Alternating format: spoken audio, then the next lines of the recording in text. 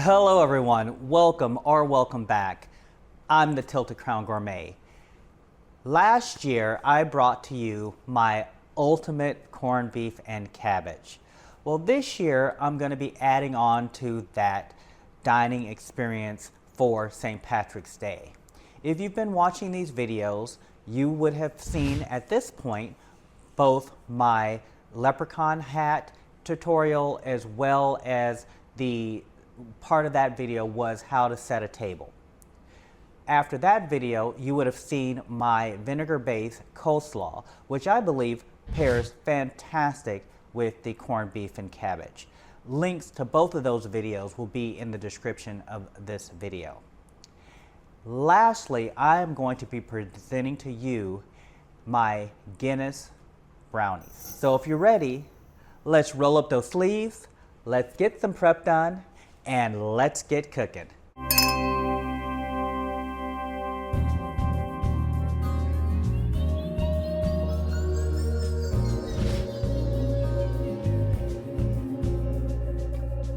To start, I'm going to go ahead and line my pan with some parchment paper and spray it with some cooking spray. So this is a 9x9 pan, which is also 23 by 23 centimeters. So what I like to do is I like to put a little bit of spray down first because it helps when I put my parchment in.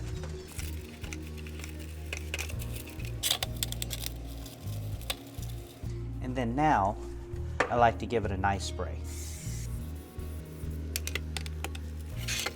We're just going to set this aside until we need it later. Now, the next step is I'm going to be starting my Guinness kind of syrup because I'm going to be taking about 11.2 ounces or so, 330 mils-ish of Guinness, and I'm going to be reducing it down to 1/3 of a cup. So let's get started with that. To get started with our Guinness, let's go ahead and tilt our pan because we want to try to have as little foam as possible. Gently pour it in, and then now I'm just going to go ahead and clean up my mess first before I turn on my induction, and I'm going to put this on 5, and then we're going to be coming back to this shortly.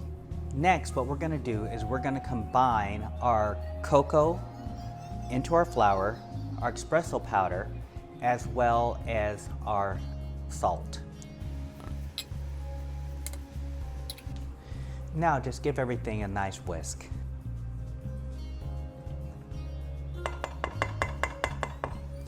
Now we're going to set this aside until we need it later.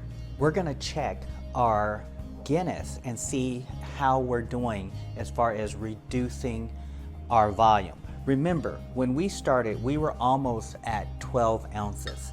So let's see where we are now. We are at about 6 ounces, so we're not quite there yet. It's important to go ahead and have a measuring cup at your disposal because what we want to do is we want to make sure that we reduce it to 1/3 of a cup. We're back. I'm going to check again to see if I'm down to 1/3 of a cup.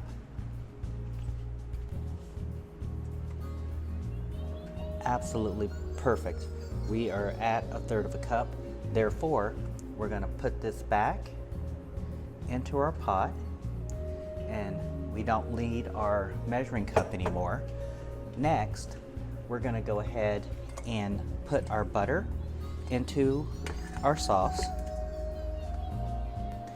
We're going to go ahead and we want to whisk this until our butter melts. In the meantime, I have preheated my oven to 176 degrees Celsius or 350 degrees Fahrenheit. We want to make sure that we continue to whisk this until all of our butter is melted. Now that our butter is melted, we want to go ahead and add in our chocolate chips. And we want to whisk this until all of our chocolate is melted. And mind you, I have not changed my heat setting from 5. I've kept it on 5 this entire time thus far. We'll be removing this from the heat after this step. Now that our chocolate is melted, we're going to turn our heat off and we're going to add in our granulated sugar. Next, we're going to add in our eggs. Now our eggs, we want to make sure that we add them in one at a time.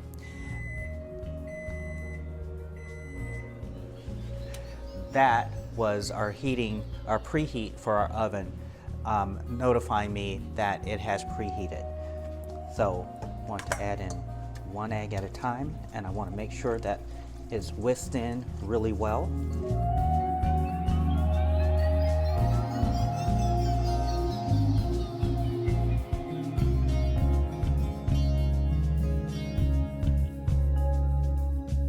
Our next step, we're going to go ahead and add in our flour and cocoa mixture. I also want to go ahead and add in our vanilla. Now this, I want to gently stir it. I'm not whisking it in, I just want to gently stir it in. I want to make sure that we don't have any lumps in there. Now, we're going to want to pour our mixture into our prepared 9x9 or 23 by 23 centimeter baking pan.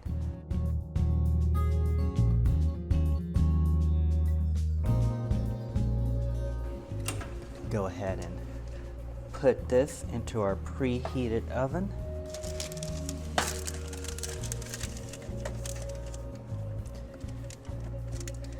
And because mine is so small, I want to try to make sure that I get that in the center, so when it spins, it can spin freely without hitting the sides.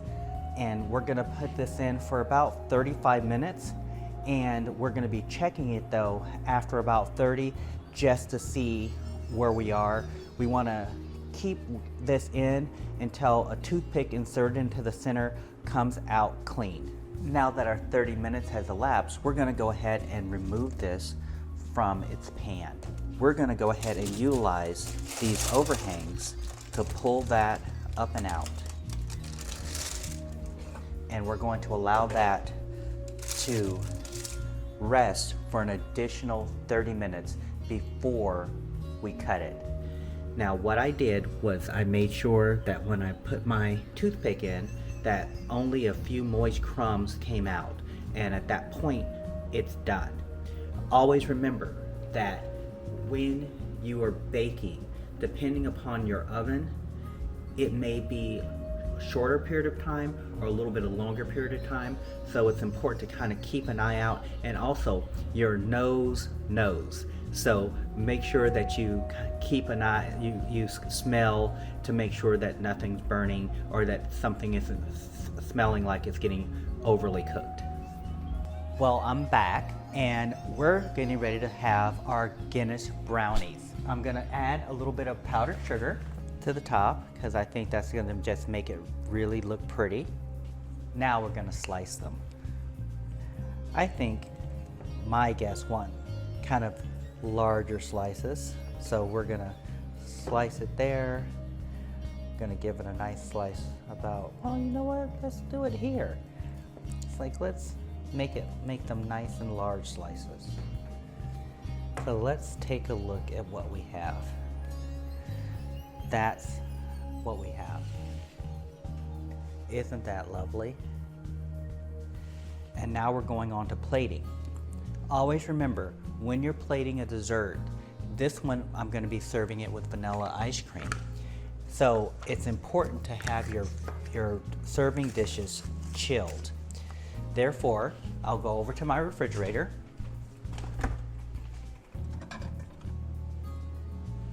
I've actually had these plates in the refrigerator for about 2 days. Now, do you need to be that anal? No, but that's just me. We're gonna add our brownie, and then each one is gonna get a nice scoop of ice cream. And there you have it.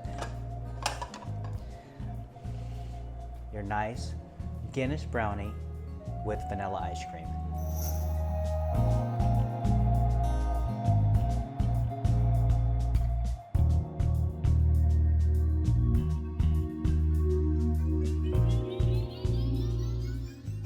Remember, your kitchen is your passport to the world, allowing you to explore diverse cultures and cuisines right from home as you explore new flavors and techniques. And as always, bon appetit.